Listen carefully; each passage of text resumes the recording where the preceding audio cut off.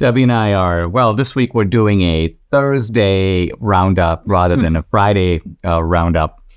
And we want to start by talking about the issue of multiculturalism. Now, for several decades, we've been assured that multiculturalism is the way to go.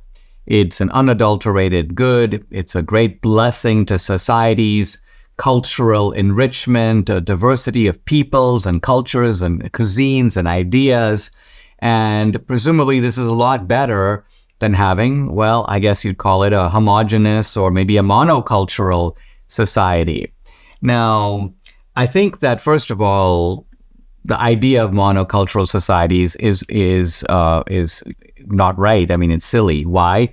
Because societies that seem monocultural on the surface. Look at India. India is pretty monocultural in the sense that it's Indian people all over the place, but 23 different languages, a vast, for many, many different religions, at least 7 or 8 major ones, and then a bunch of minor ones.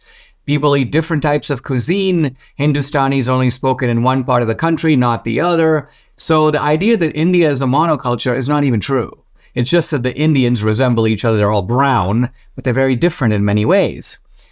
Japan is a homogeneous society. What's wrong with Japan? Nothing at all. Ireland is 90 or 92% white. What's wrong with that? Nothing at all. And yet, there are people in Ireland, including apparently the Irish Prime Minister, who thinks Ireland is too white. Ireland needs to let in more Muslims and more brown people and more black people, because apparently he's bought into the idea that multiculturalism is a great idea and that there's something wrong with the country being 92% white. Now, I want Debbie, of course, to weigh into this, but I mean, think about this. Nobody else says this, right? Have you ever heard an African leader go, the Congo is too black? No, they never say that. Somalia is too black. They never say that. They assume that Africa is a black continent, largely for black people. There are, of course, some whites in South Africa and so on. But what do you think about this? We were talking about, you were saying there's only one type of multiculturalism that works. Well, as someone who came to this country not speaking English, right? I picked it up really quickly, but I didn't speak it, and I really didn't like it.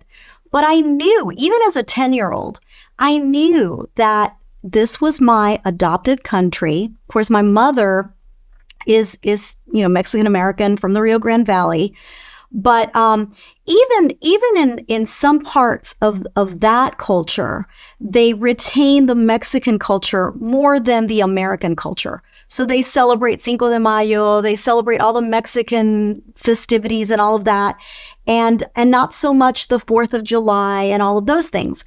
Well, I was determined to do that, not retain the nationality of my own culture, because I had 2 cultures. I had the Venezuelan culture and the Mexican American culture. But I decided very early on that I was going to be an American, and that American values, American history was going to be important in my life and in my offspring whenever I had a family, that was important. So that is why when I went off to college and LULAC came knocking at the door. League of United Latin American Citizens. And some of these guys are really radical. They're like, half of the United States should be given back to Mexico. Yeah, they have very La Raza mentality, and they couldn't understand why I was not embracing that. And basically they started calling me kind of a sellout, and that, I thought I was Anglo and this and that. And basically, I had only been in the United States about 8 years at this point. So Spanish was still very much my language. I still spoke it very well. And almost native, yeah. Right. And so then I decided, I'm going to go full Spanish on this guy. Turns out he couldn't even speak it.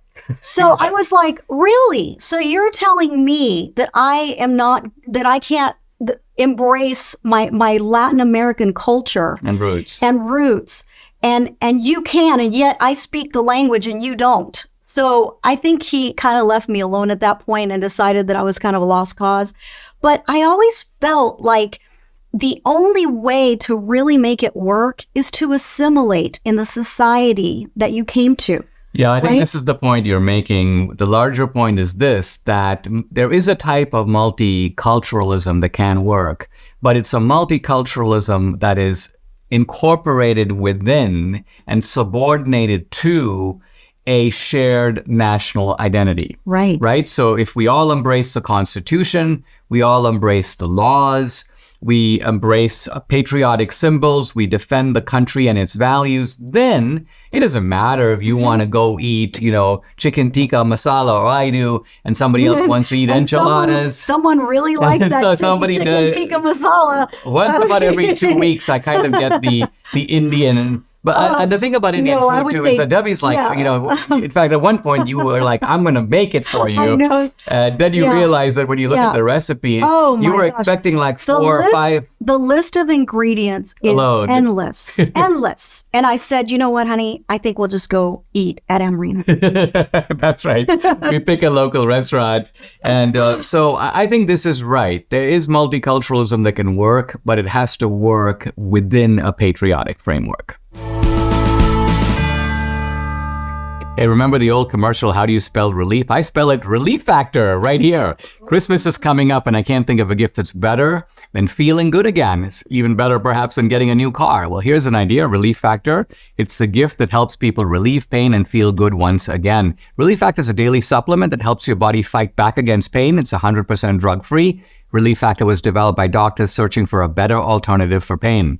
Relief Factor uses a unique formula of natural ingredients like turmeric, omega-3s, to help reduce or eliminate the everyday aches and pains you are experiencing. Whether it's neck, back, joint, or muscle pain, Relief Factor can help you feel better. Unlike pills that simply mask your pain for a short time, Relief Factor helps support your body's natural response to inflammation, so you feel better all day, every day. See how Relief Factor can help you with their 3-week quick start kit? It's only $19.95. It comes with the Relief Factor's Feel Better or Your Money Back guarantee. So what do you have to lose? Visit relieffactor.com or call 800-4-RELIEF. The number again, 800-4-RELIEF, or go to relieffactor.com.